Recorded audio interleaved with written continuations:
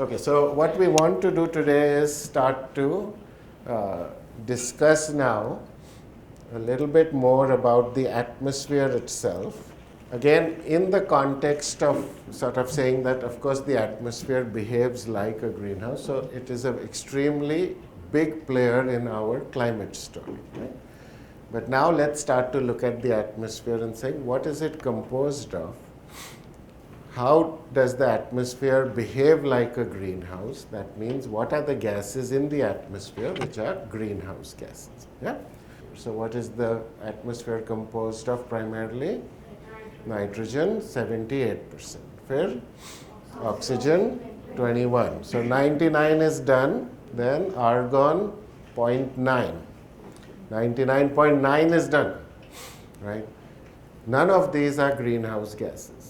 And to actually say, now you know that gases such as carbon dioxide, methane, sulfur hexafluoride, ozone, nitrous oxide, these are present in very small quantities.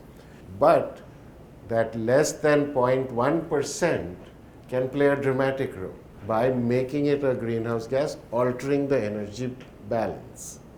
How does it alter the energy balance? Very simply, these molecules, which is very little, right, is allowing or is unreactive to light at the radiation or wavelength which is coming from the sun. It is not going to be unreactive to radiation at wavelengths which is going back from the earth. Right? So what do we mean by that? We mean saying that these molecules such as CO2 will sit and capture light of the wavelength which as it is coming up from the surface of the earth. The bonds between your oxygen and carbon for CO2 can stretch. It can stretch symmetrically. So you have one carbon, two oxygens. It can stretch symmetrically. It can stretch asymmetrically. And it can ring. And we see these things when we hit a molecule of CO2 with light of a particular wavelength. Then this is absorption that we can see, gets radiated back down onto our planet. Right? So our atmosphere overall in our story is tiny. Right? It's just, let's say, 100 kilometers or so going above our surface.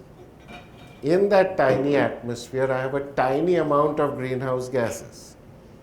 But that tiny amount of greenhouse gases can alter the energy budget for us to increase our temperatures by tens and 20, 25, 30 degrees C. And that is something why we are spending so much time talking about the atmosphere. Yeah? Okay, so let me just walk you through now certain things here, which is essentially saying that just what we've just discussed of saying that light from the sun comes from a lot, big amounts of, wavelengths across a large number of wavelengths or so, right?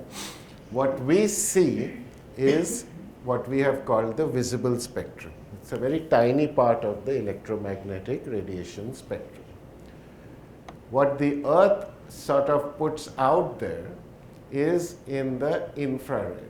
So what is coming in from the sun is in the visible primarily, but of course other stuff too. But what the Earth is putting out is in the infrared. Yeah? And in here, these different molecules, methane, nitrous oxide, ozone, carbon dioxide, water vapor, will absorb light which is coming at these wavelengths from the surface of the Earth. And they do so, again, like I've said, at particular wavelengths. How do I know this? I can look at my atmosphere and see, well, I can see that in this, CO2, in this wavelength, does the absorption. Yeah? Okay, so let's start to look a little bit more in detail. And this is sort of a graph that is talking about, or a picture that is talking about our entire atmosphere and what is coming in from the sun, which primarily is all these gases, which are greenhouse gases, are transparent to everything coming in from the sun. So you don't see any of these spikes out there. But when I look at something like methane, you can see it has a spike here and has a spike here. So at these wavelengths, is where methane is absorbing light. Yeah? So you can see now methane is a greenhouse gas. Likewise, your N2O is absorbing at these wavelengths. Oxygen and ozone absorbing at these wavelengths, CO2 at this wavelength or so. Yeah? So when I start to add all of this together, because notice not that these are in isolation, right? We have these molecules scattered. And if I'm an observer on top, from space looking down, I will see that the absorption is happening like this. Right? Different gases absorbing at different wavelengths. So here's a simpler sort of depiction of what I've just mentioned, which is to say, if we had an atmosphere which was not a greenhouse, right? If none of these gases were there, our atmospheric profile would look like this, something like this. These are just black body curves for objects of a particular temperature. What does planet Earth do? Water vapor is absorbing in these sort of wavelengths and a little bit here. CO2 is absorbing here. Ozone is absorbing here. Methane is absorbing here. Yeah? So what would happen, suppose I didn't have CO2? What sort of a curve would I expect?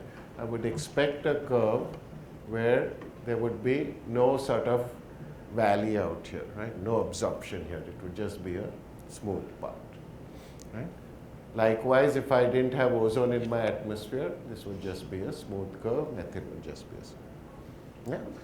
So now, sort of the place where we want to get to is to saying, first let's identify where do these different gases absorb light which is coming out from the surface of the Earth, and two, what sort of quantities of these gases do I need for this absorption to be more and more sort of potent, for lack of another word, right? So suppose I had little CO2, not as much as I have today. What would I expect this curve to do? I would maybe expect this curve to not be so deep.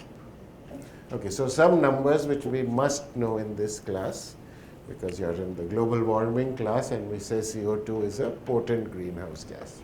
So your first number to know is what is the concentration of CO2 in the atmosphere today. So 392 maybe 10 odd years ago, and now we are at 420. Right? So we've jumped 30 parts per million. 30 parts per million is tiny, but again I just want to keep on emphasizing, look what it does to the energy budget. Right now, human beings have released, and this number, 37.5 billion tons of CO2. And this is in 2023. Right? So what are the primary sources of these? Of course, we know we are a civilization based on energy. Fossil fuels drive everything.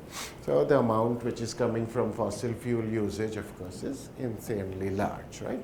In 1 year alone, we have put out these 37 billion tons of CO2, right? And of course, it is the most abundant greenhouse gas that we have, and a significant one which is driving our climate change. Right? Methane is another one, and so it's a powerful contributor to climate change. Today I'll show you molecule for molecule. It is much more potent than even CO2. But there is less amount of methane in my atmosphere. Whereas I have 420 parts per million of CO2, I have maybe 1 to 2 parts per million of methane. Okay, so this gas is short-lived and stays in the atmosphere not for too long before it breaks down into its components or so. And the largest sources are again the fossil fuel industry, agriculture, waste.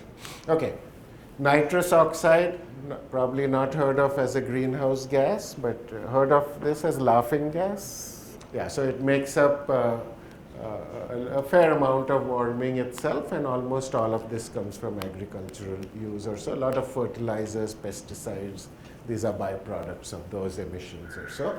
It has grown 40% in the last 4 decades or so.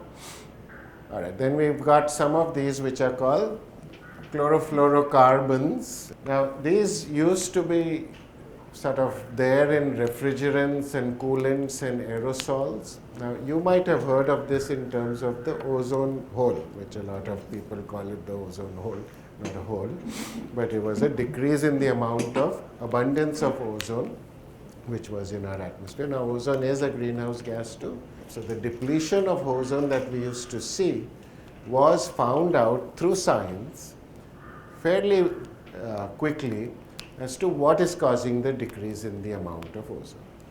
Right? So, why would something decrease in the atmosphere?